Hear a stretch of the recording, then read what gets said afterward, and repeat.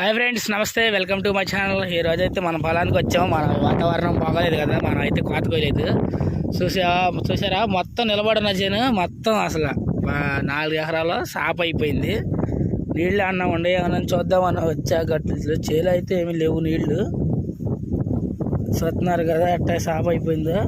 కింద అయితే తేమ కూడా అంతకేమి లేదు. నీళ్ళు అయితే ఎనమల దాంట్లో అయితే నీళ్ళు అయితే ఉండి చూడాలి. ఇంకెన్ని రోజులు పట్టిద్దాం మనకి ఇది కోత కోయడానికి. పాయిలు అయితే నీళ్ళు అయితే బాగానే ఉన్నాయి. ఇప్పుడు మనం పాయిలు కొట్టించాక తెలిసిపోద్ది. అసలు మొత్తం కనపడినంత మేర వరకు మొత్తం పడిపోయింది, సాప్ అయిపోయింది. అది చేయలే చూడండి, గురపడికి కూడా ఎలా ఉందో చూసారుగా. ఇది వ్యవసాయం పరిస్థితి, రైతన్న పరిస్థితి. కరెక్ట్గా వర్షం మొదలయ్యే వాతావరణం చేలు కోత మొదలయ్యే టైంకి మనకైతే